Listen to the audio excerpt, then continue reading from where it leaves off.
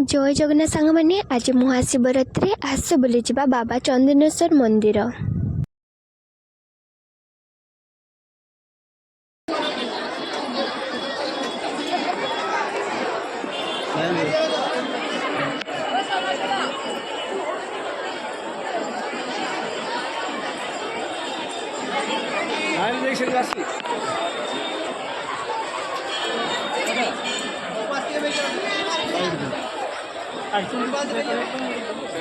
प्रथम मंदिर प्रवेश करिया मात्र प्रथम आगे गुड़ धोइली। गुड़ धोई सारा पर जाकि मंदिर को प्रवेश करे। जब मंदिर गले प्रथम आगे गुड़ धोइबी तापर जाकि मंदिर को प्रवेश करी। तो आपण मैंने भी निहाती करेंगे। मंदिर भितर एते भिड़ से भिड़ भितर मो सांगटे देखाला कुनमुन देखाला। तो ता संगे कथा ही सारापर से कहले कि सांग होइकी मिसिकी पूजा करवा।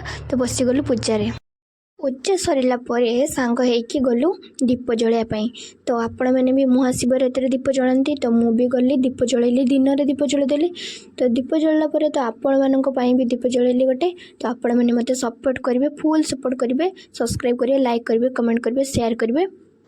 किसी टाइम भर देखाला मो सांगटी वर्षा देखाला। तो से बालेश्वर तो ता संगे कथा सारापर तो आपण मानू तो देखे ना फुल केमती सज जाइए मंदिर चारिपाखे। तो प्रथम वीडियो देखी शिवंकर मूर्ति देखी आगे सामने रखी के सजाई के सुंदर भाव में। तो आपण मानू फुल देखी चलते देखा।